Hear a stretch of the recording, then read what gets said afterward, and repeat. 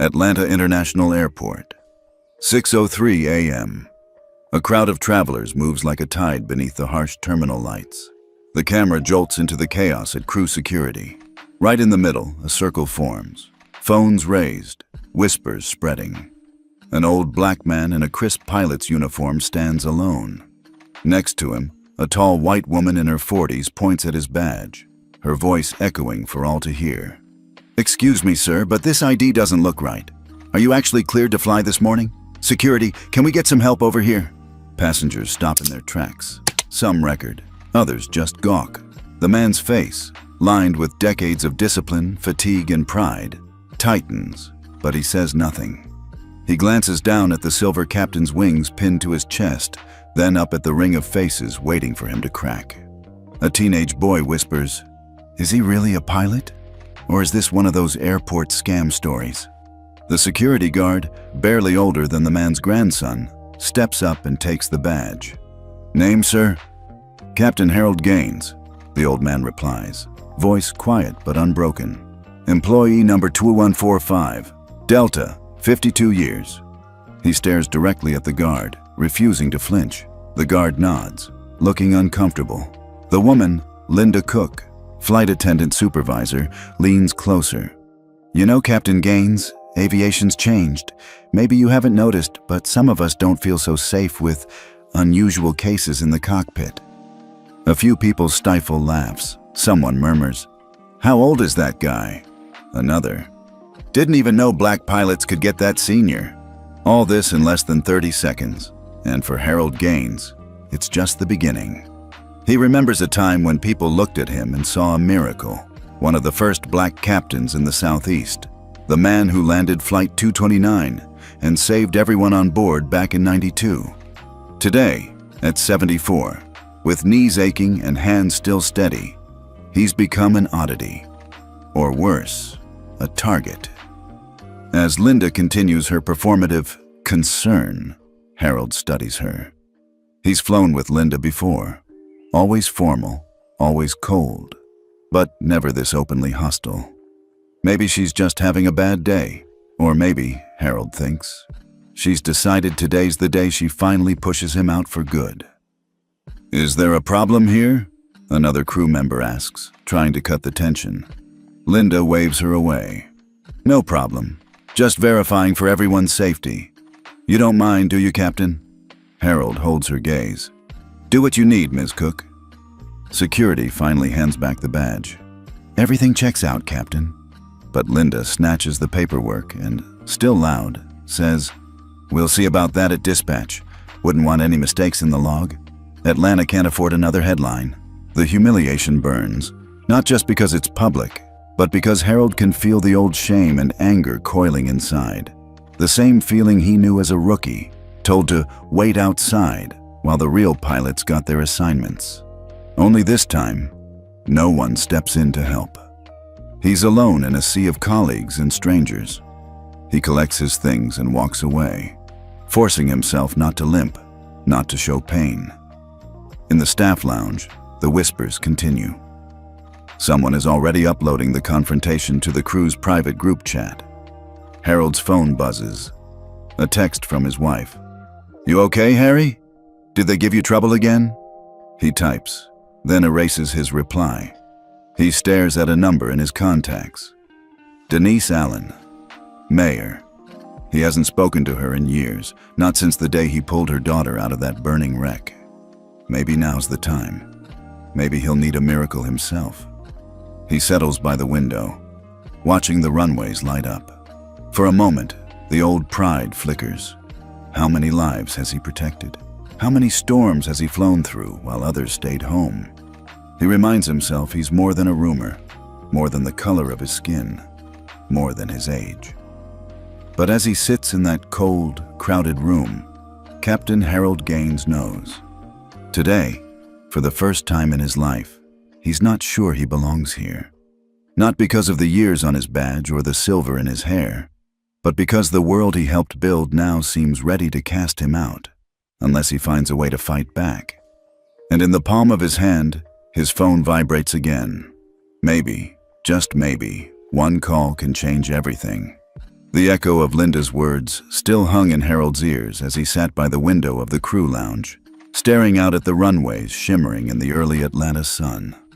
He sipped lukewarm coffee from a styrofoam cup, black, one cream, just the way he liked it. But this morning, the taste was all wrong, tainted by humiliation and memory. For a moment, Harold closed his eyes and let himself drift back in time. He was no longer the old man in the lounge, or the subject of whispered doubts. He was a young pilot in a crisp new uniform, hands steady on the yoke, heart pounding with hope and nerves as he made his first approach to land at Atlanta. He remembered the way the white captains would look at him, some with open skepticism, others with a kind of grudging respect. He remembered the first time a flight attendant asked, "Are you sure you're supposed to be in here?" And he remembered what it felt like to walk out of the cockpit, proud and tall, knowing that every safe landing chipped away at those walls. The photo in his wallet was creased and faded now, but Harold could see it in his mind as clear as ever. Him, 30 years old, grinning, surrounded by the crew of Flight 229. The day he landed that crippled jet in a thunderstorm, saving 187 souls, including a 10-year-old girl who would grow up to become Atlanta's mayor. That moment was covered in the papers, on the news, even in the industry magazines. For a brief window in time, he was more than just a black pilot.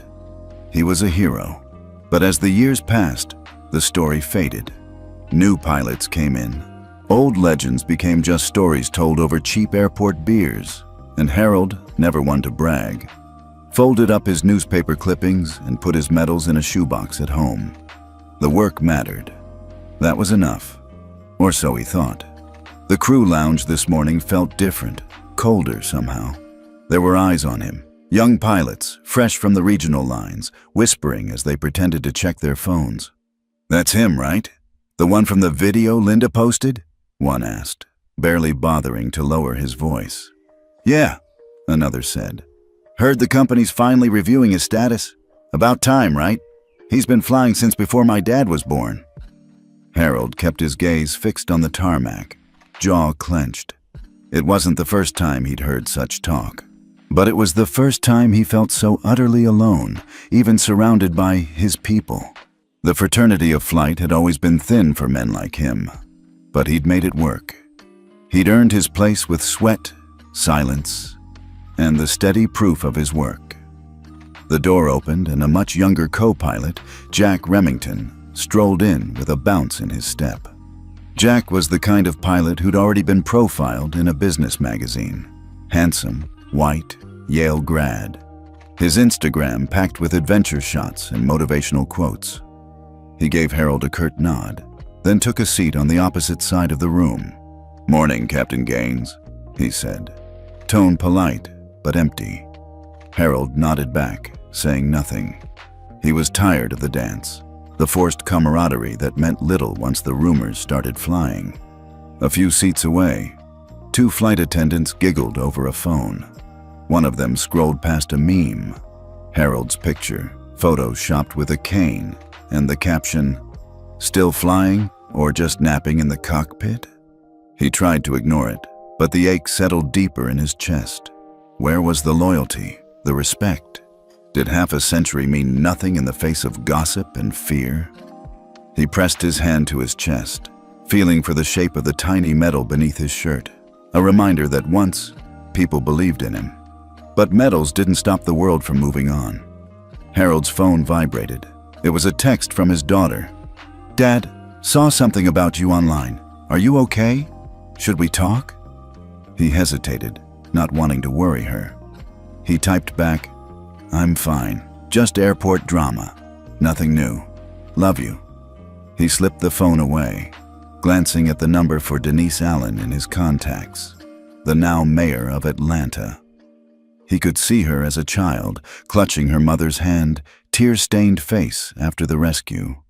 Denise had sent him a card every year on the anniversary for 2 decades. Then, the calls stopped. She was busy, he told himself. Important people always were. Was it pride that kept him from reaching out now, or fear that maybe she too had forgotten? He looked around the lounge, feeling the distance widen between him and everyone else. The world seemed to shrink to this single, suffocating room, the walls closing in with every silent judgment. A voice crackled over the intercom. "Flight crew for 4427, report to dispatch." Harold stood, straightened his jacket, and walked toward the door. As he passed Jack and the others, no one spoke. No one offered a nod or a word of encouragement. It was as if he were already gone. In the hallway, a maintenance worker, an older black man with silver hair and oil stains on his uniform, caught Harold's eye.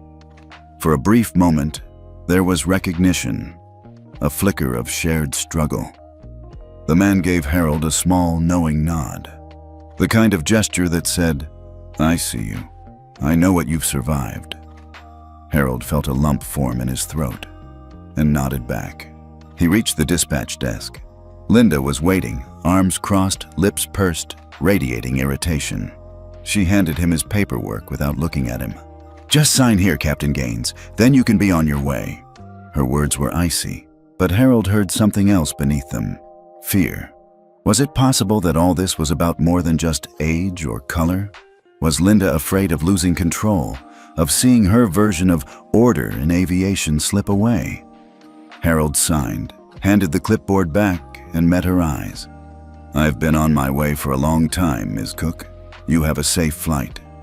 He walked toward the jet bridge, feeling the weight of 50 years pressing down on his shoulders. But somewhere deep inside, beneath the ache and humiliation, something else flickered, a stubborn resolve. He might be alone right now. He might be the last of a dying breed, but he wasn't done fighting. Not yet. Outside, the sun climbed higher over Atlanta, painting the tarmac gold. And for a fleeting second, Harold remembered what it felt like to fly. Free, proud, unstoppable. Maybe, just maybe, today wasn't the end after all. For Captain Harold Gaines, the walk down the jet bridge was always a ritual, a chance to shed the world's burdens and step into the cockpit where only skill, judgment, and calm mattered. But today, the ritual was broken before it began. As he reached the aircraft door, Linda Cook stood there, arms folded, mouth curled into a performance-ready frown. Her voice rang out, not just for him, but for the benefit of the other crew, passengers trickling in, and anyone within earshot. "Captain Gaines, I need to see your credentials." Again. The paperwork from security was unclear. "For everyone's safety, I'm going to document this." She held up her phone, camera app open, recording the exchange. Harold could hear the telltale chime of another phone capturing video behind him. One of the younger flight attendants, her eyes wide with a mix of shock and voyeuristic thrill. He could feel the crowd swelling behind him, the press of rolling suitcases, impatient sighs, and the click of smartphone cameras as passengers paused, curious. Some recognized his uniform, but most just saw an old black man being grilled by an assertive white woman in front of a line. Harold forced his features into neutrality as he produced his badge. "Again, Ms. Cook?" he said, voice low, steady. "You already checked this with security." Linda's reply was sharp, performative. "Company policy. Besides, some people think rules don't apply when they get old." Laughter rippled from the back of the line, the sound sharp as a slap. Harold's cheeks burned, but he made no move to protest. Every instinct from decades in the cockpit told him, don't give them a show. Never let them see you rattle. Linda pressed on, panning her phone over his badge, his face, his trembling hands. "For the record, Captain Gaines, do you confirm you're authorized to operate this aircraft today?" "I confirm," Harold replied, his voice a quiet thunder. He could see the confusion, the skepticism, the fascination on the faces before him. Linda turned to the camera. "I hope corporate reviews this thoroughly. The safety of our crew and passengers is at stake." She tapped the stop button, then immediately began typing, lips pursed. Inside the cabin, passengers who had seen the spectacle whispered. An elderly white man in first class turned to his wife, voice just loud enough. I thought they retired the old-timers. Maybe they'll get a real pilot in here before takeoff. Someone else muttered, didn't know they let pilots that old keep flying. Or black, for that matter. Harold walked the aisle in silence, feeling every eye. At the cockpit, his hands shook as he ran through the pre-flight checks. He tried to drown out the sounds, the whispers, the clicks, the nervous giggles from the forward galley where Linda was showing her phone to two younger attendants. He remembered a time when his presence inspired confidence. Now, even the familiar switches and dials seemed cold, indifferent. He found himself checking every number twice, not out of caution, but out of anxiety.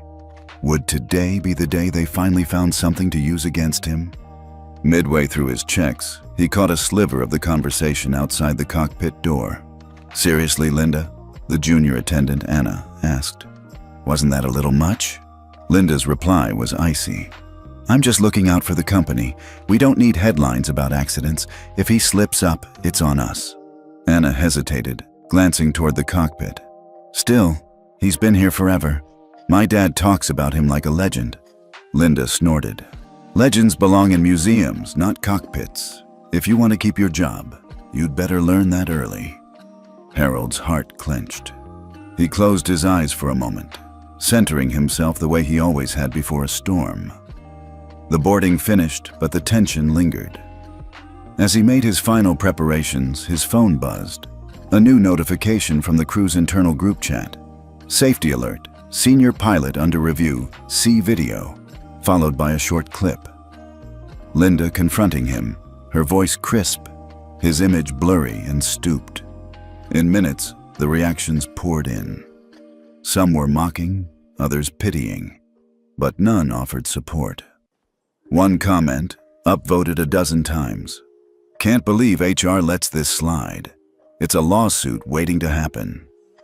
Harold felt the humiliation physically, a heaviness behind his eyes, a dull ache in his chest. He could almost hear his late father's voice. Don't let them see you break, Harry. Hold your head high no matter what. But in this moment, alone in the cockpit, it was almost too much. He thought of his wife and daughter, his grandson, who sometimes boasted at school that his granddad could fly anything. What would they think if they saw him like this? Reduced to a viral video, the butt of 1,000 jokes, a symbol of everything some people thought was wrong with the industry. As he sat there, staring at his trembling hands, a tear threatened to escape. He blinked it away. He would not cry here. Not in front of them, not today. But when the door to the cockpit closed and the hum of the engine started up, Harold realized he'd never felt so alone in all his years in the sky. Far above the city, his spirit ached for the freedom he once felt behind the controls.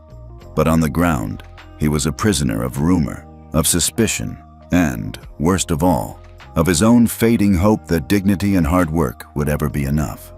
The humiliation was complete. The pain was private. But Harold Gaines would not let this be the end of his story. As the door to the cockpit closed and Harold sat alone, the ache in his chest weighed heavier than ever. Sometimes, what hurts most isn't what people say in public. It's the silence of those who know better, but choose to say nothing at all. Have you ever been in a situation where you felt completely alone, even among your own colleagues? Or maybe you've seen someone publicly humiliated for something they couldn't control, like their age, their color, or just for being different. If you have, let us know in the comments. Sometimes, sharing your story is the first step in making things right. And if you believe everyone deserves to be treated with dignity, no matter their years of service or the color of their skin, hit that like button and subscribe for more stories like this one. You never know whose life you might touch just by speaking up. The first hour of the flight was mechanical, almost numb. Captain Harold Gaines had learned long ago that when you're up at 35,000 feet, the world shrinks down to what's in front of you. Numbers, gauges, the subtle hum of jet engines, the way the yoke responds to a light touch. Up here, the noise of the terminal, the jeers, even the sting of public shame, all faded for a while. But today, not even the sky could keep out what was happening below. From the moment the plane pushed back from the gate, Harold could feel Linda's gaze burning a hole through the cockpit door. He didn't need to see her to know she was busy sowing seeds of doubt with the other crew and even the passengers. That's how it always started. Small, sharp words spoken just loud enough. "We'll have to see how this flight goes. I just hope the captain's up to it." Whispers spread faster than turbulence, and for the first time, Harold felt his hands tremble ever so slightly as he gripped the controls. His co-pilot, Jack Remington, glanced over now and then, his face polite, guarded, not hostile. But not exactly on Harold's side either, caught in that awkward middle ground of, "I just want to keep my job." Jack ran through the checklists with practiced efficiency, but their conversation was limited to the bare minimum. Gone was the camaraderie Harold remembered from his younger days, when two pilots shared war stories and jokes on the long hauls. Now, the silence said it all. Halfway through the climb, Linda radioed into the cockpit. Her voice, as always, sounded just a touch too loud, as if she wanted the entire front cabin to hear. "Captain Gaines, we have a passenger in 2A who's concerned about your experience. She says she saw a video this morning on her phone, something about an investigation. Do you want to come out and address it?" Harold could almost feel the trap snapping shut. He looked at Jack, who shrugged, avoiding eye contact. "I'll speak to her after we reach cruising altitude," Harold replied, keeping his voice steady. But he knew the damage was done. Word was already spreading through the cabin, a slow infection of doubt and suspicion. He pictured the headlines. "Pilot under investigation. Airline remains silent." Maybe that was the goal all along. At 38,000 feet, the plane hit a patch of rough air. Nothing dangerous, just enough turbulence to set drinks trembling and nerves jangling. Linda wasted no time. She made her way to the cockpit, knocked perfunctorily, then slid the door open a crack. "Captain, a few passengers are getting anxious. Are you sure we're on the right flight path? Some of them have tight connections." Harold felt the sting of her words, questioning his judgment, sowing doubt in front of his co-pilot. He kept his eyes on the instruments. "We're on course and well within protocol, Ms. Cook. Turbulence is normal for this route." Linda leaned in just a bit farther. "It's just, some of us would feel better with more transparency, especially given what's happened this morning." Jack shifted uncomfortably. "We're good, Linda. Captain Gaines is handling it by the book." But Linda wasn't satisfied. She stepped back into the galley and, loud enough for the front row to hear, said, "If anyone has concerns, I'm here to document them. Safety first, always." By the time they began their descent into Houston, Harold's nerves were raw. The concerns had multiplied. Passengers pressing the call button, asking if the flight was safe, if the old pilot was really in charge. He kept his focus on landing the plane, hands as steady as ever. Touchdown was smooth, almost textbook, but as soon as the plane taxied to the gate, he knew something was wrong. Airport security vehicles were waiting outside the jet bridge. Too many, too visible. Linda's eyes glittered with triumph as she collected her bag. "I'm sorry, Captain. I had no choice but to report what I saw. It's policy." Harold looked at her, searching for even a flicker of remorse, but found none. Instead, he saw satisfaction, the look of someone who'd finally tipped the scales. The passengers disembarked, some casting nervous glances his way, others avoiding his gaze entirely. A mother hustled her little girl past him, whispering, "Don't look, honey." He heard snatches of conversation. "Did you see the way he looked lost? I hope they get a younger crew next time." Security approached, speaking in hushed, urgent tones to the airline supervisor. Harold watched as they pulled Linda aside first, nodding solemnly at her every word. Then they turned to him. "Captain Gaines, could you come with us, please?" He swallowed the anger, the hurt. He gathered his bag and his dignity and walked off the plane, every step heavier than the last. Linda's voice trailed after him, falsely sweet. "Thank you for your service, Captain." Outside, the terminal buzzed with rumors.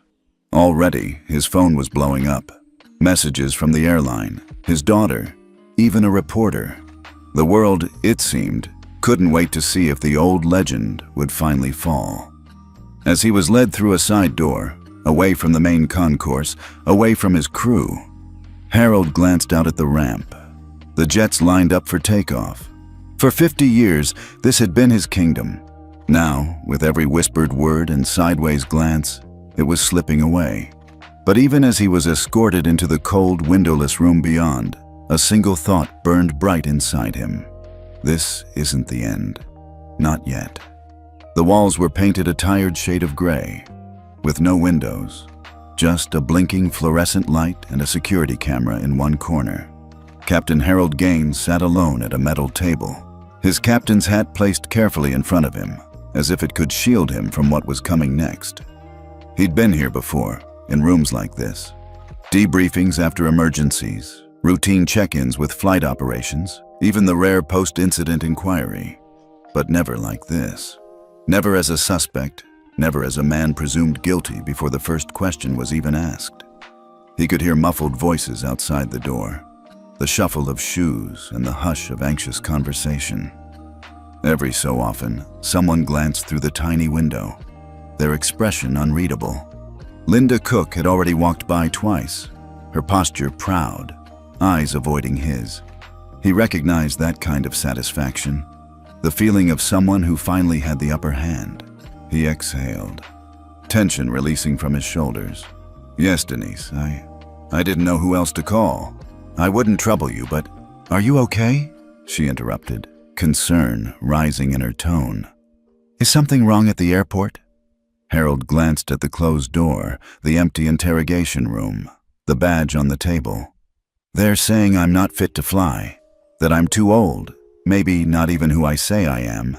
There's been an incident, and I need someone who remembers the truth."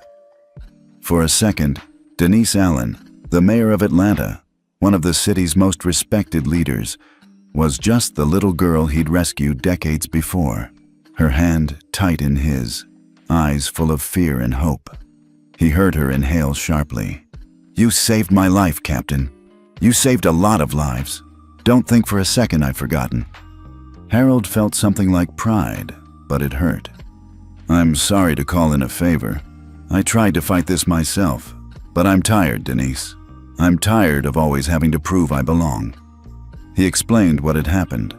The accusation at security, Linda's public humiliation, the whispers, the interrogation. Denise listened without interruption. When he finished, her voice was steely. "You shouldn't have to fight this battle alone, not after everything you've given this city, this industry. I'm coming down there right now. Don't sign a thing, don't say a word until I get there." He wanted to protest, to say she shouldn't risk her position, but she cut him off. "No, Captain, not today. I owe you, and Atlanta owes you more than you know."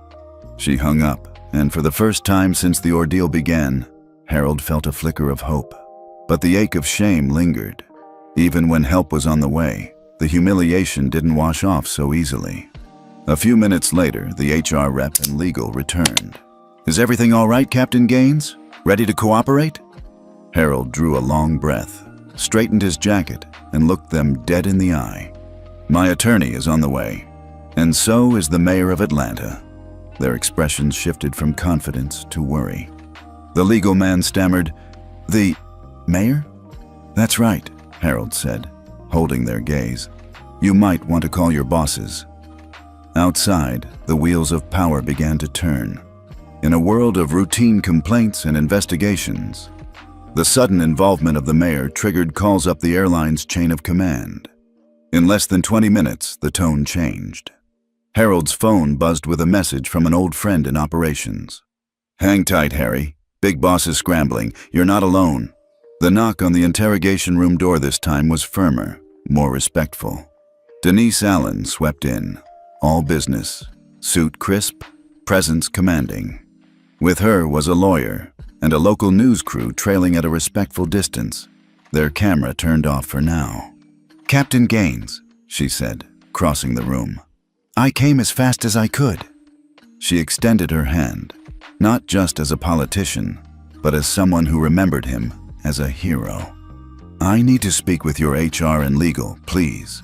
Privately. The HR manager tried to take charge. This is an internal company investigation, ma'am. We can't involve... Denise cut her off. You can, and you will. This is a public matter now. The city of Atlanta will not allow one of its heroes to be railroaded by rumor and discrimination. We're going to do this by the book, but you'd better be sure your book is clean. She turned to Harold, voice softer. Do you need water? Food? You've been in here a long time. Harold shook his head, the tightness in his chest easing a little. I'm fine, thanks to you. Within minutes, the room was transformed.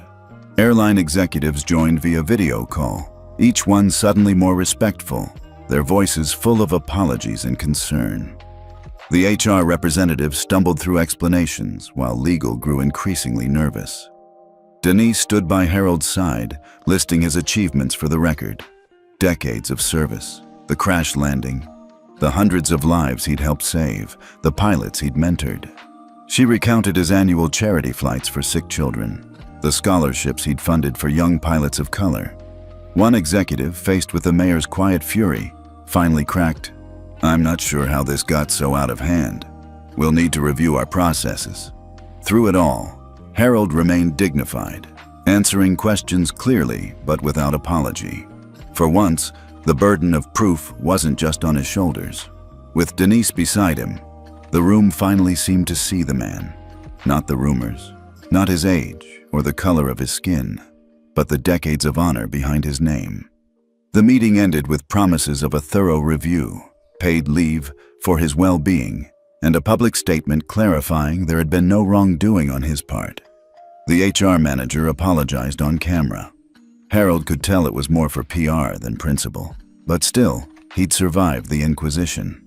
As he left the terminal with Denise, the Atlanta sun warming his face, he finally let himself breathe. There would be more battles ahead, more doubters and rumors, but for the first time in days, he didn't feel so alone. Denise squeezed his shoulder. You're not done yet, Captain. Atlanta still needs you. Harold smiled, a little tired, a little proud. Maybe I still need Atlanta too. News of the mayor's intervention spread through the airline like wildfire. By the time Harold reached home that evening, shoulders sore, head buzzing with exhaustion, the story had already hit the company intranet. Some called it a miracle. Others muttered about special treatment. But for the first time in days, Harold felt something that had been missing: solidarity.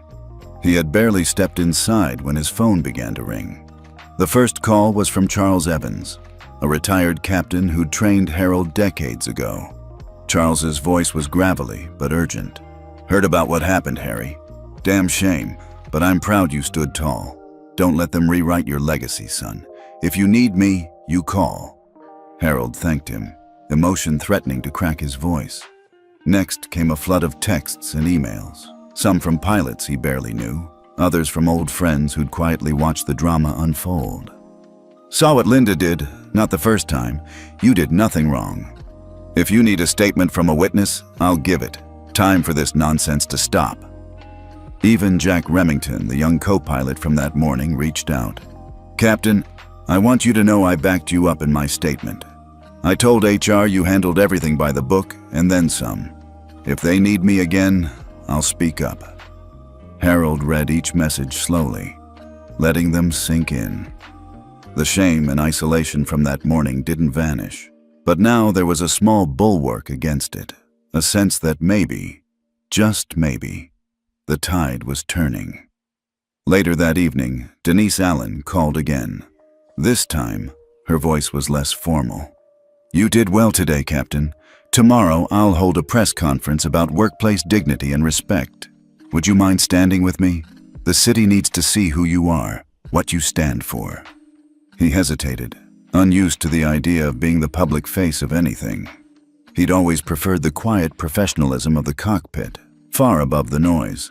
But he knew this was bigger than pride. I'll be there, Harold replied quietly.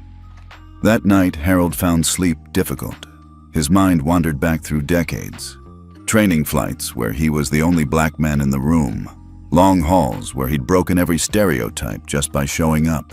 Moments of quiet victory and nights of silent grief. He remembered advice from his old mentor, Captain Evans. Some days, you'll be the only one in your corner. Those are the days you prove what you're made of. By morning, the city was abuzz. The press conference was scheduled for noon in the City Hall's marble rotunda. Denise stood at the podium, the local news cameras ready. She began with a story about the crash Harold had survived, the lives he'd saved, and how he'd always insisted he was just doing his job. She didn't shy away from the ugly reality of workplace discrimination. She named it, challenged it, and asked the city to do better. Then she called Harold forward. He stood, hands clasped behind his back, every inch the dignified captain, despite the weariness in his bones. Captain Gaines has given this city more than most will ever know, Denise said, her voice carrying through the hall. His dignity is a reminder that our workplaces must reflect our best values, not our worst instincts. He is not alone, none of us are, when we stand together. Applause filled the hall. Reporters asked questions about policy, training, accountability. Harold answered what he could, but mostly, he let Denise do the talking. He knew his strength wasn't in speeches, but in showing up, day after day, with quiet integrity. Afterward, several young pilots and flight attendants approached Harold in the hall. Some were black, others Latino, a few women, faces he'd seen on the line but never really known. One, a nervous young woman, handed him a note. "Thank you for surviving so the rest of us could even try." Harold's throat tightened. He realized that while he'd felt utterly alone in those interrogation rooms and cockpits, he'd actually been carrying hope for people he'd never met. His fight was theirs too. As the day faded, the airline released a new statement. They would be reviewing all complaints of discrimination with an outside committee. They named Harold as an advisor for diversity and inclusion, but he knew titles meant little without change. Still, it was a start. At home, Harold's daughter called. Her voice trembled with pride. "Granddad," his little grandson said in the background, "are you going to be on TV? You're my hero." For the first time in days, Harold laughed, a deep, honest sound. "I'm not sure about TV, kiddo, but I'll always fly for you." That night, Harold sat on his porch, looking out over the city lights. He thought about legacy, not the medals or news stories, but the courage to show up, tell the truth, and stand tall, even when it hurt. He knew the fight wasn't over, but he also knew he was never truly fighting alone. Audience interaction. Have you ever had someone stand up for you when you felt completely alone? Or have you been that person for someone else? Share your story in the comments below. And if you believe standing together makes us all stronger, hit that like button and subscribe for more stories like this. You never know whose courage you might inspire. The days after the press conference brought an uneasy calm, and then a storm. For the first time since his ordeal began, Harold Gaines allowed himself to believe things might get better. There were handshakes in the halls of the airline's Atlanta office, cautious nods from executives who'd avoided his gaze just a week before. Denise Allen's speech had gone viral, with social media hashtags calling for dignity and fairness, not just in aviation, but in every workplace. But for every message of support, there was another lurking in the shadows, a nasty email, a muttered threat, anonymous online comments that called Harold a token or washed-up old man who pulled the race card. He tried not to read them, but even turning off his phone couldn't keep the poison out. Some colleagues who'd privately supported him before now kept their distance, afraid of being targeted themselves. At home, Harold kept busy. He walked the neighborhood, greeting old friends who remembered him from the days he'd coach Little League or grill at the block party. At church, he sat in the back pew, letting the gospel songs soothe the ache in his chest. But even there, he felt exposed. Too many people recognized him now, came up to thank him, or whispered with concern. One afternoon, his grandson, Marcus Jr., came running in from school, backpack bouncing. "Granddad, they talked about you in class. My teacher said you're a hero." Harold smiled, ruffled the boy's hair. Is that so? Yeah, but some kids said old people shouldn't fly planes. I told them you could land anything. Harold hugged his grandson a little tighter, feeling the warmth of legacy and the chill of what prejudice could do to the next generation. But outside the comfort of home, pressure mounted. The airline's outside review committee started scheduling interviews. Harold was summoned, again, to headquarters, this time not to defend his license, but to offer insight on how to make things better. The HR director, a young white woman named Ms. Porter, greeted him with forced enthusiasm. "We're committed to real change, Captain Gaines. We want your story to help us train the next generation of pilots and crew." Harold nodded.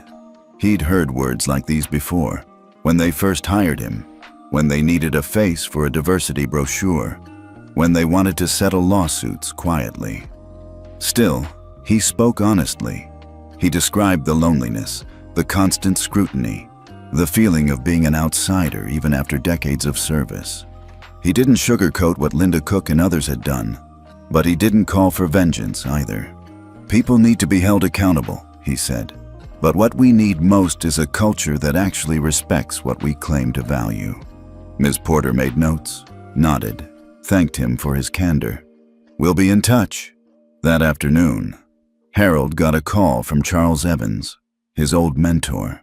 "Heard the committee's poking around. Don't trust them to fix this on their own. They're just trying to protect the brand." Harold agreed, but what could he do?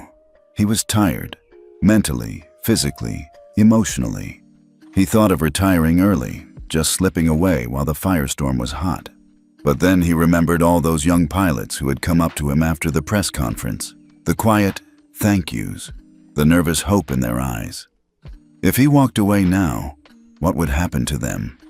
One evening, a black sedan rolled slowly past Harold's house, windows tinted. He noticed it linger, turn the corner, then come back again. He didn't panic, but he did call Denise. "Just letting you know, I think someone's trying to scare me." Denise's reply was immediate. "I'll notify the city police. Don't take any risks, Harold. They want you rattled." The threats escalated. Someone spray-painted a slur on his garage door. The news ran stories about division at the airline and hinted at simmering racial tensions without ever naming Linda Cook or those who'd fueled the fire. Harold's daughter pleaded with him to move in with her. He declined. He wouldn't let hate run him out of his home. Inside the airline, meanwhile, the backlash grew sharper. Linda, now on leave pending the investigation, hired a lawyer and began her own media campaign. She claimed Harold had intimidated her, played the age and race card, and risked the safety of everyone on board. Several anonymous crew members, almost all white, corroborated her version of events. The company, nervous about its image, issued carefully neutral statements about ongoing reviews and commitment to safety for all. It would have been easy for Harold to feel alone again, but something inside him had changed. Every insult or threat reminded him that the struggle was bigger than just his name. The old fear of losing his dignity, of ending his career in disgrace, had faded. What remained was a quiet, stubborn fire. He went to every committee meeting he was invited to, brought records of previous complaints from other black and minority staff, and encouraged others to speak up. When reporters knocked on his door, he spoke softly but honestly. He never attacked Linda or her allies directly. Instead, he kept returning to what mattered. "I want every pilot and flight attendant to be judged by their actions, not their age, not their color. You can't call something a family if you only care about some of the members." Eventually, others began to echo his words. A Latina first officer, Maria Rodriguez, bravely shared her own story of being undermined. A young white flight attendant, to everyone's surprise, admitted to seeing Linda orchestrate similar concerns about others who didn't fit her mold. Bit by bit, the silence cracked. One morning, Harold received a handwritten letter from a passenger, someone he'd never met. "Captain Gaines, I was on your flight that day. I saw what happened, and I want you to know you made me feel safe in the sky. I told my daughter about you. I hope you never stop flying." Harold pinned the letter above his desk. It reminded him that beyond the headlines, the noise, the hate, there were people quietly rooting for him, and for something better. The airline's review committee announced it would recommend major changes: new anti-discrimination policies, independent oversight of complaints, and mandatory diversity training not just for staff but for management as well. Some called it window dressing, but for Harold, it was a first crack in the wall. The breaking point came when Linda's lawyer threatened to sue both Harold and the airline for defamation. For the first time, the company's top brass asked Harold how he wanted to respond. He took a deep breath and said, "The truth. Nothing more. Let the record show who did what." That evening, Harold sat on his porch, watching the sunset. He thought of his grandson, of Denise, of all the lives he'd touched and the battle still ahead. He was tired, but he wasn't broken. If anything, he'd never felt stronger. The phone call came early one morning, one of those crisp, cloudless days when Atlanta felt full of promise. Harold Gaines had barely sipped his first cup of coffee when his old friend and union rep, Samuel Holt, rang his cell. "Harry, I've got something for you," Sam said, urgency in his voice. "You need to see these files. Some people have finally had enough of the lies." It turned out, the company's much-lauded outside review was digging deeper than anyone expected. Whispers from inside HR suggested they'd discovered old complaint logs that had been quietly buried or dismissed.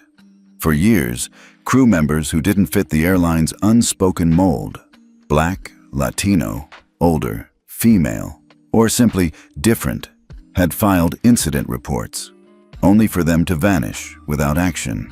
Sam met Harold in a quiet corner booth at their favorite diner, a spot where everyone knew them but gave them privacy when needed. Sam handed over a worn manila envelope stuffed with photocopies and notes. "It's all in there, Harry. Names, dates, statements. Linda Cook's been at this a long time, and she's not alone." Harold's hands trembled, not with fear, but with the weight of vindication. The file included copies of emails between Linda and two other flight attendants, plotting concerns about black pilots or questionable older crew. There were notes showing when complaints were made and then ignored by management, with signatures he recognized. The pattern was unmistakable, but Harold knew evidence meant little if it stayed in the shadows. He picked up his phone and dialed Denise Allen, the mayor, who had become more than an ally. She was now his strongest advocate. "Denise, we finally have something concrete," he said, his voice steady. "Real evidence, not just my word." She didn't hesitate. "Let's make sure it doesn't get buried again. I'll call the city's labor relations director and the press. If you're ready, Captain, we'll make this public." For a moment, Harold let the sense of possibility settle in. This was what he'd hoped for. But it meant putting everything on the line. His name, his legacy, even his family's privacy. He went for a walk to clear his head. Memories crowding in. The years of swallowing insults, letting jokes slide for the sake of peace, holding his tongue as less experienced pilots got promoted ahead of him. He remembered his father's voice from another lifetime. Sometimes you have to be the one who says enough, even if it costs you everything. Harold returned home and called a meeting of the small group of allies who had stood with him through the storm. Maria Rodriguez, the young Latina first officer, Jack Remington, his co-pilot, and even Ms. Porter from HR, who by now had quietly started advocating for change from within. They gathered in his living room, the walls lined with photos from Harold's career, a lifetime of uniforms, medals, and smiles with grateful passengers. He spread out the documents on the coffee table. "This is it," he said quietly. "If we do this, there's no turning back. They'll fight dirty. They'll try to discredit us, scare us off, but if we stay quiet, it'll never stop." Maria nodded. "I've waited my whole career for someone to say what we all know. I'll go on record." Jack spoke up. "I've already started a group chat with other crew who've seen Linda pull these stunts. Some are ready to sign statements." Ms. Porter added, "This won't be easy. Management will circle the wagons. But the review committee is finally listening, and the press is watching. We have leverage. For the next week, they gathered stories, coordinated statements, and met with lawyers. Harold's old friend Samuel bringing in legal support from the pilots' union and even the NAACP. They strategized carefully, knowing a single misstep could destroy not just Harold, but the credibility of every witness who came forward. Meanwhile, the airline tried to get ahead of the scandal. Press releases touted a new era of transparency and diversity, but inside, pressure mounted for everyone involved. Jack was called into private meetings, questioned for hours about his loyalty. Maria received anonymous messages warning her to think carefully about your career. Even Ms. Porter found her calendar suddenly filled with tedious, last-minute compliance reviews, a clear sign the old guard was nervous. Despite the intimidation, their resolve held. Denise Allen held a City Hall press conference, flanked by Harold and a handful of his allies. She spoke of dignity, the price of silence, and the need for a system where pilots and crew were valued for their skill and integrity, not judged by age, color, or gender. The real bombshell dropped when a national news network picked up the story. Reporters requested interviews with Harold and Maria, asking pointed questions about the airline's culture.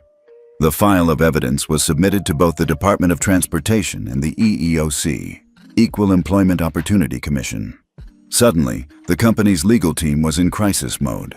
One by one, other crew members, Black, Latino, Asian, and even white, added their voices. Old complaints resurfaced. Social media filled with stories from past and present employees. The narrative changed from one man's grudge to systemic rot in the heart of the airline. Linda Cook, under mounting legal pressure, released a statement blaming poor communication and misunderstandings. But the damage was done. Her allies distanced themselves, and the company quietly placed her on indefinite suspension. Harold didn't feel triumphant, just relieved and deeply tired. He knew there would be more battles, lawsuits, union meetings, more attempts at character assassination. But for the first time, he sensed the tide turning. A letter arrived that evening, handwritten, addressed simply, Captain Gaines. Inside, a short note. I flew with you once, years ago. You inspired me to become a pilot, even when it seemed impossible. Thank you for fighting so I can keep flying. Harold read it twice, hands steady, tears threatening. It reminded him why he'd risked everything, not for vengeance, but so the sky could belong to anyone who dreamed. As the sun set over Atlanta, Harold sat quietly with his allies, each of them changed by the fight. All of them a little braver than before. The evidence was out, the world was watching, and the wall of silence had finally begun to crack. Tomorrow would bring more questions, maybe more pain. But tonight, for the first time in months, Harold felt peace. He had spoken his truth, and the world had finally started to listen. For weeks, tension had simmered throughout the airline and the city. Rumors swirled about lawsuits, federal investigations, and the fate of Captain Harold Gaines. The press conference with Mayor Denise Allen had brought the fight into the open. But the real reckoning arrived on a rainy Thursday morning, when the airline scheduled an official disciplinary hearing. A moment everyone understood was about much more than one man's job. Harold arrived early. He wore his full dress uniform, medals gleaming, shoes shined to a mirror polish. His daughter insisted on driving him, wanting to show her support in the face of the cameras waiting outside the building. You don't have to do this alone, Dad, she said quietly, squeezing his hand before he stepped into the lobby. But once inside, Harold was on his own. The hearing room was cold, brightly lit, and lined with polished oak. On one side, a panel of airline executives and legal counsel. On the other, Harold, his union rep Sam Holt, and Maria Rodriguez, the young first officer who'd bravely spoken up. A handful of reporters waited outside in the hall, ears pressed to the door. The company's lawyer began. Captain Gaines, you stand accused of conduct unbecoming, creating a hostile environment and causing distress to crew and passengers. Do you have a response?" Harold looked around, searching for any hint of fairness in their faces. He found mostly fear, of scandal, of change, of losing the old ways. "Yes, I do," he answered, voice calm and steady. "I have spent over 50 years flying safely. Not once have I put a crew or a passenger at risk. The accusations against me were manufactured by those who didn't want someone like me in the left seat. But I am not alone in saying so." He presented the file Sam and the others had built, evidence of repeated false complaints, statements from multiple witnesses, even old email threads showing a pattern of discrimination. Maria spoke next. "I flew with Captain Gaines that day. He was nothing but professional. I've seen real incompetence. This wasn't it. What happened here is what's happened to a lot of us for a long time. We keep quiet, and they hope we go away." As the evidence mounted, the panel shifted uncomfortably. One executive, an older man who'd flown with Harold in years past, looked down at his hands. Another, younger and newly hired, asked, "Why didn't anyone speak up before?" Sam answered, blunt and honest, "Because every time someone did, it disappeared. This is a chance for the company to actually change, or just pretend again." They called Linda Cook to testify. She appeared via video, her lawyer at her side.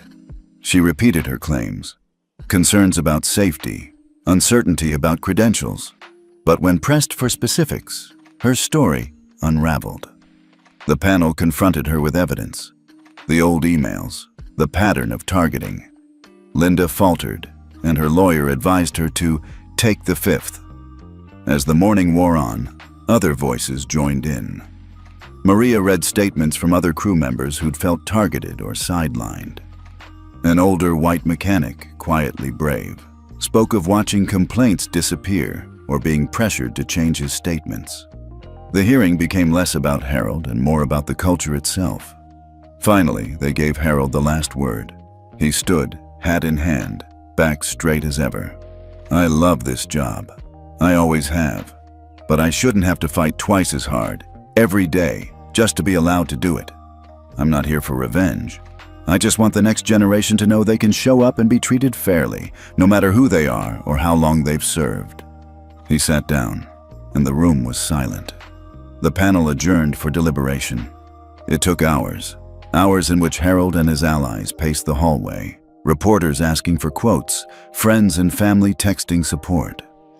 When the door finally opened, the airline's CEO stood at the front. "We have reviewed all evidence. Captain Gaines, we find no grounds for disciplinary action. You are fully exonerated. The company will begin a full audit of past complaints and disciplinary actions and implement new oversight to prevent this from happening again. We owe you, and many others, an apology." Maria hugged him. Sam clapped him on the back. Harold's daughter wept openly in the hall. Even some of the company staff, people who'd kept their heads down for years, smiled as he passed. That evening, the news reported not only Harold's vindication, but also the coming changes at the airline.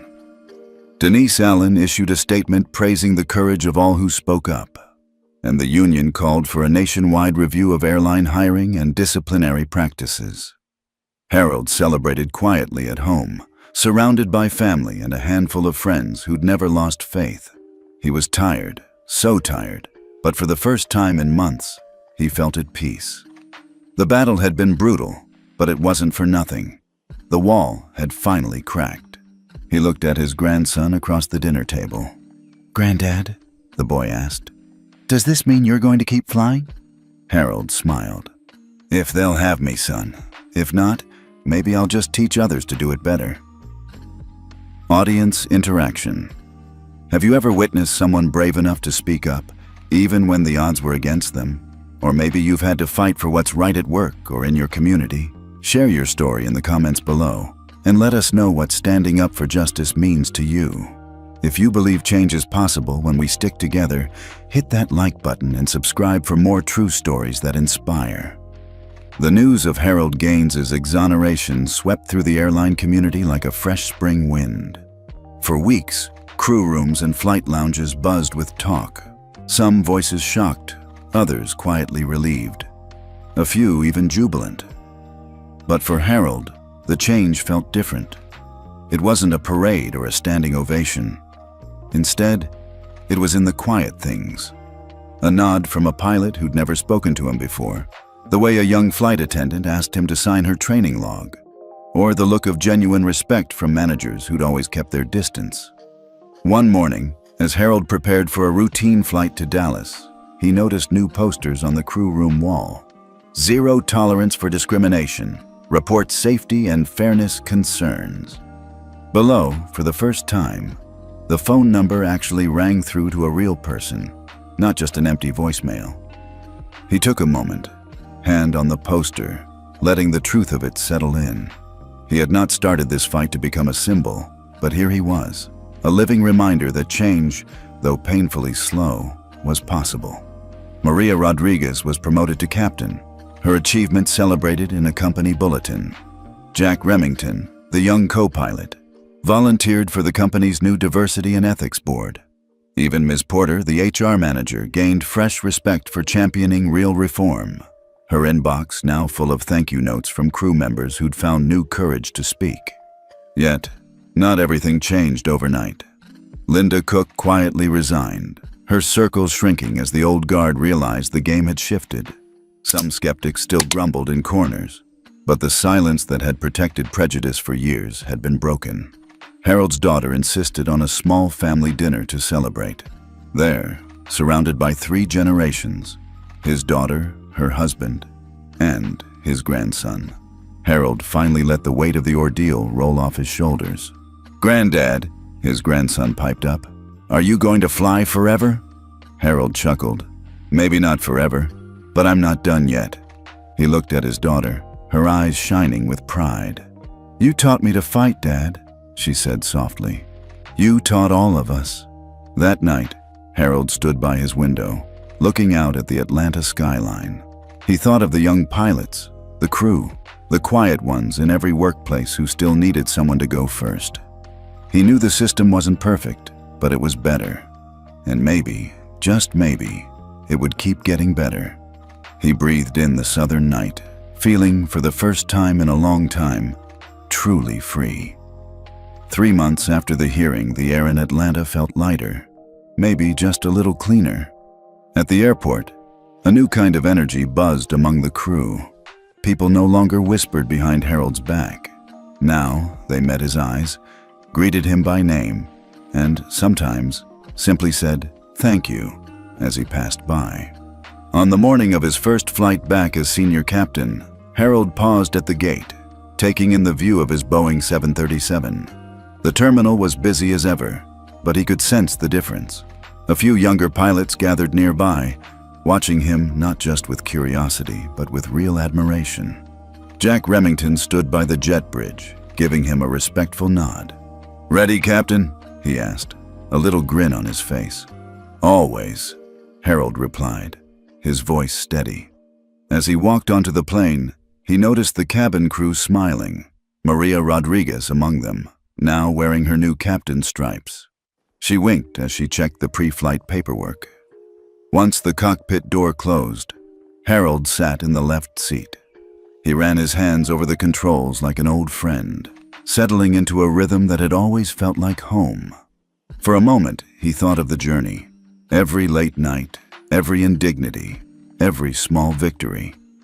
He remembered the people who stood with him: Denise, Maria, Sam, his daughter, his grandson, and so many silent allies. Before pushback, the intercom crackled. "Ladies and gentlemen, this is Captain Harold Gaines, speaking for myself and Captain Rodriguez. We're honored to have you aboard today. Thank you for trusting us with your journey." There was something different in his tone, a weight lifted, a pride unhidden. As the aircraft soared over the city, Harold glanced down at the skyline, sunlight reflecting off glass towers and winding highways. For years, he'd fought not just for his own dignity, but for everyone who ever felt invisible, doubted, or dismissed. After touchdown, as passengers deplaned, an older gentleman stopped at the cockpit door. "I read about you, Captain. I flew in Korea a lifetime ago. It's good to see the world catching up." Harold shook the man's hand, humbled and grateful. "Thank you for paving the way, sir." Back at home that evening, Harold sat with his grandson on the porch, watching the planes blink through the dusk. "Do you ever get scared, Granddad?" Harold smiled. "Not anymore. Not with family and friends standing with me." His phone buzzed. A new message from Maria. "Thanks for helping us believe again." He put his arm around his grandson and let himself hope, for the first time in a long time, that the next chapter would be easier for everyone who followed. Audience interaction. Have you ever witnessed real change at work, in your community, or your own family because someone finally spoke up? Share your story below. What would you tell the next generation about finding the courage to stand up for what's right? If you believe every small victory matters, hit that like button and subscribe for more powerful, true stories of hope and justice. Brazil integrated bias detection tools in 5 major airports. Germany announced SkyGrid-compatible monitors in its regional jets. Australia pledged research funding to develop accent-sensitive voice analysis modules to ensure no passenger is penalized for speaking with an accent. Each delegate shared personal stories. An Indian representative explained how rural women in Hyderabad, once afraid to fly alone, were now booking seats because they felt assured they'd be treated fairly. A South Korean airline exec described how silent discrimination, legitimate complaints being ignored, had plummeted to near zero. Naomi listened from one side of the table, her expression neutral. But inside, her heart swelled. These weren't just data points. They were human lives reshaped. The next morning, in a small church auditorium in rural Georgia, Naomi joined a town hall gathering for local residents. The room was packed, some standing, because people had traveled miles to attend. A teenage girl stood at the microphone. She wore a Girl Scout sash and held a piece of paper nervously. "Dr. Sinclair, I wrote a report for my civics class about you and the SkyGrid. My mom used to be scared of flying because pilots told her she might interfere with their shift. Now she flies to see her grandchildren without fear." Naomi crouched to meet her eye level. "You should be proud. Sharing stories changes minds. That's how we build a better system." She ruffled the girl's hair, and the audience, mostly seniors, clapped. A local pastor, Father Miguel Reyes, then said, "We've seen a minister's wife recently travel back home for her mother's funeral without a single staff member questioning her wheelchair. That's because someone cared enough to share her story with SkyGrid. We say grace for that logic." The congregation laughed, then applauded again. Naomi felt a gentle warmth spread across her chest, an affirmation that real lives were touched, not just policies. On her flight back to DC, Naomi settled into 4C. She glanced around. The toddler in the hijab, now giggling as her father played peekaboo from the aisle. The elderly man with a cane offering his seat to a pregnant woman. The couple in 8A toasting with sparkling juice. Their flight uneventful, even mundane. She pulled out her tablet and checked live FJI metrics. Average crew empathy score, 92.3. National ethics compliance rate, 96%. Passenger satisfaction index, 4.85. She let out a quiet sigh. Good numbers, but she knew the work wasn't finished. That evening, as twilight painted the Capitol's reflecting pool in shades of pink, Naomi walked along Constitution Avenue. She paused before a small monument to early aviators, Orville and Wilbur Wright, Amelia Earhart, people who had once dreamed of humans conquering the skies. They took flight for freedom. Naomi's generation was taking flight for dignity. Her phone buzzed. It was an alert from SkyGrid. New report. First-grade pilot at Eclipse jet failed to follow protocol. Disrupted passenger without verification. That score would drop within hours. An internal email would go out to Eclipse. Review in 24 hours or face ground hold. She whipped the phone off, slipping it into her pocket. No indulgence in smug satisfaction. Her work required constant vigilance. Instead, she lifted her gaze to the horizon, senses attuned to the hum of passing cars, the chatter of tourists, the rush of life. 2 nights later, a small contingent of Flight Justice Index developers gathered at SkyGrid HQ for a celebratory dinner. Pizza, salad, and cookies. Simple fare. They toasted one another with sparkling cider. Alex raised his glass. To Dr. Sinclair, you believed we could code compassion. They clinked glasses. Naomi smiled genuinely. To all of you, you turned an idea into an ecosystem.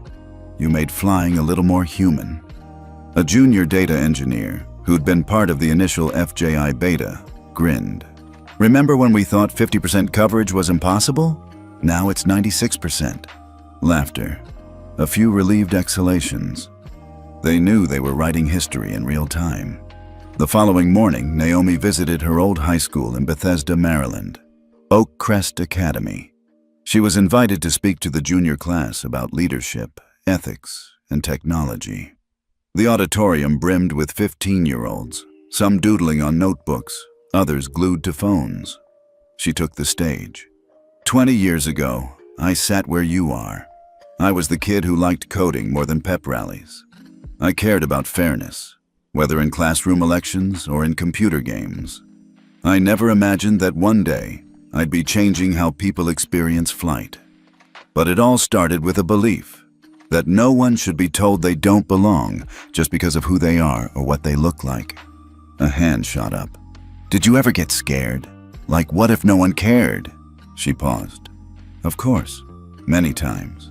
But I learned that courage doesn't mean you're not scared. It means you do what's right despite fear. And sometimes people will care. Maybe even thousands of people you've never met. They scribbled notes, some faces lighting up with the first flicker of possibility. Later that afternoon, Naomi walked through her childhood neighborhood. She passed the corner store where she used to buy candy, the community center where her dad taught Sunday school, the park where she chased after her little brother. She paused by the wrought iron gate of her family's former home, now a modest but respectable rental duplex. She remembered sitting at that kitchen table, pleading with her parents to let her build a computer from spare parts. They'd encouraged her. They'd told her, if you can dream it, you can code it. She smiled, thinking how far those words had carried her. At dusk, back at SkyGrid HQ, Naomi finally closed her laptop, leaned back in her chair, and exhaled with a rare sigh of contentment. She thought of the toddler with the hijab, the elderly man with the cane, and the young pilot whose drone had first captured that video on Flight CS-147's cabin. The world had changed since that fateful day, but she also thought of the pilots still learning to empathize, the passengers still waiting for their stories to matter, the international partners still crafting local versions of the FJI. Her work was never truly done.